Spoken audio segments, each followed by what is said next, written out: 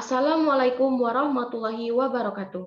Kami dari tim program holistik pembinaan dan pemberdayaan desa Hima PBU Universitas Bengkulu akan memaparkan kemajuan pelaksanaan program pengembangan wisata embung untuk menunjang ekonomi masyarakat Desa Padang Jaya yang telah berlangsung selama sekitar 3 bulan.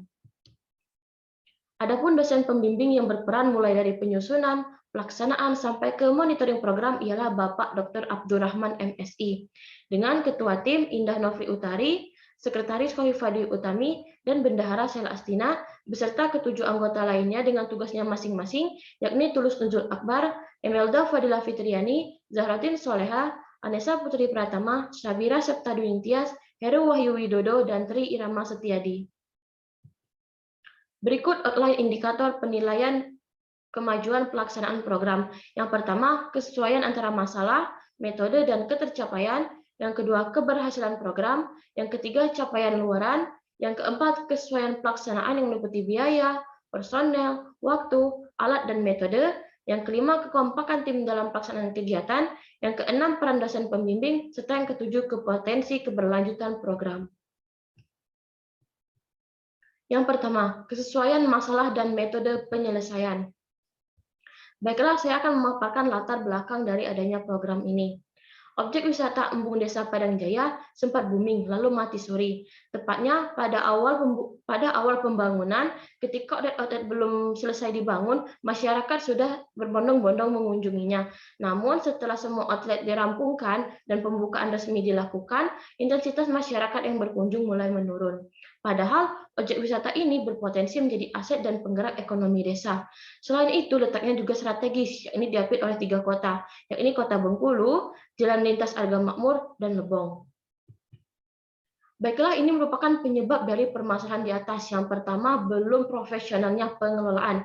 Ini bisa dilihat dari belum adanya struktur pengelolaan yang jelas, kemudian wahana kurang bervariasi, dan yang ketiga, fasilitas tidak memadai, di antaranya akses jalan yang masih tanah, dan penerangan yang belum ada. Bisa dilihat ini merupakan foto sebelum kegiatan dilaksanakan, yakni akses jalan yang masih tanah, kemudian belum adanya tiket atau karcis masuk, dan lahan-lahan belum tertata rapi. Adapun metode perbaikan yang kami rancang dan kami laksanakan ialah yang pertama, pendampingan pengelolaan. Yang kedua, penambahan wahana yang berbasis konservasi, meliputi taman buah semangka, taman buah anggur, kemudian taman bunga, kemudian pengelolaan kolam ikan, serta perbaikan fasilitas berupa perbaikan jalan yang masih tanah dan pengadaan lampu. Yang kedua, keberhasilan dilihat dari persiapan dan pelaksanaan program. Yang pertama, persiapan program. Bisa dilihat 3 gambar di bawah.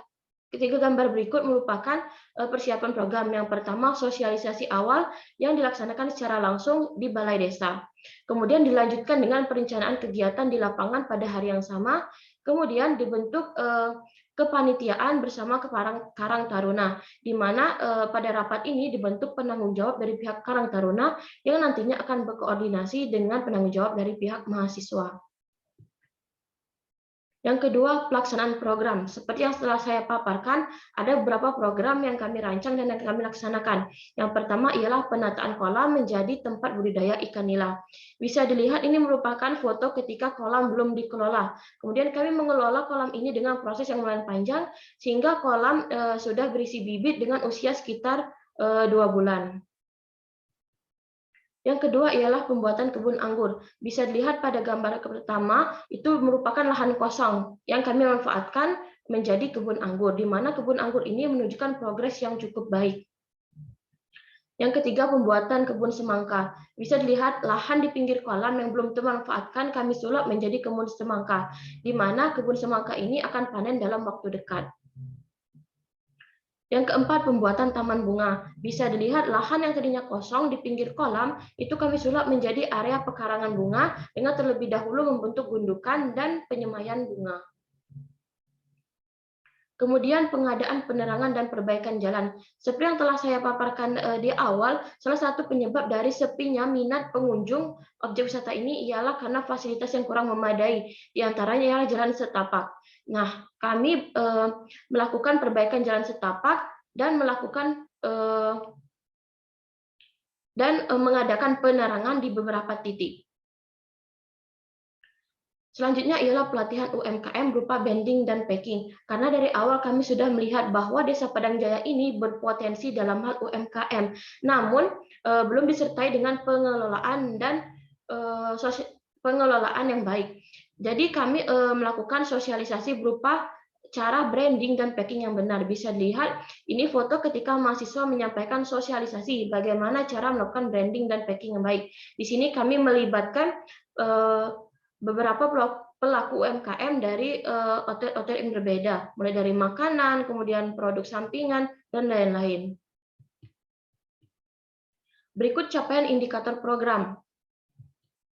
Semua indikator program telah terlaksana, bisa diukur dengan persentase 100%, karena indikator semua telah tercapai. Yang pertama, pengetahuan dan keterampilan dalam mengelola tempat wisata meningkat. Yang kedua, fasilitas embung lebih baik. Yang ketiga, tercipta lapangan pekerjaan baru. Yang keempat, pendapatan masyarakat dan desa meningkat. Kemudian UMKM mulai berkembang, terbentuknya Ekon Desa Padang Jaya, dan terciptanya hubungan yang baik antara masyarakat Desa Padang Jaya dengan Hima PBio Universitas Bengkulu. Selanjutnya capaian luaran. Nah, capaian luaran ini terdiri dari 8 jenis. Yang pertama, pengelolaan wisata desa lebih baik, perekonomian desa meningkat, terbentuknya organisasi masyarakat untuk pengembangan embung desa, keterlibatan semua unsur masyarakat desa, terjalinnya keakraban yang kuat sesama penduduk yang giat berpartisipasi dalam program ini. Namun satu luaran itu belum tercapai, yakni karya ilmiah hasil PhP 2D, karena keterbatasan waktu. Jadi, luaran yang telah tercapai sebesar 87,5%.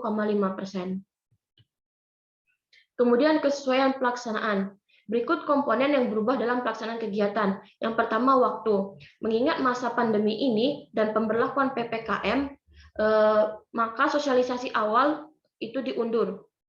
Kemudian target, meskipun sosialisasi mundur, namun target lapangan dan program tetap tercapai 100% berkat bantuan segala pihak, termasuk Karang Taruna. Namun, pelaksanaan publikasi artikel itu terkendala karena mengingat dana yang belum cair sebesar 10%. Selanjutnya ialah kekompakan tim. Yang pertama, intensitas atau frekuensi komunikasi dengan dosen. Dosen pembimbing sangat mudah dihubungi, baik itu secara online maupun offline. Online melalui WhatsApp group maupun offline secara bertemu tatap muka secara langsung. Yang kedua, dosen mengevaluasi dan memberi feedback pada setiap tahapan atau progres, di mana dosen memberikan tanggapan mulai dari tahap penyusunan, pelaksanaan, monitoring, maupun evaluasi program. Jadi bisa dilihat dosen memiliki peran dan andil yang sangat besar dalam pelaksanaan program ini. Kemudian hubungan antar mahasiswa anggota tim. Hubungan yang terjalin itu amat erat. Yang pertama, tinggal bersama di rumah sewa di lokasi kegiatan, karena beberapa kegiatan itu memerlukan waktu yang cukup lama. Jadi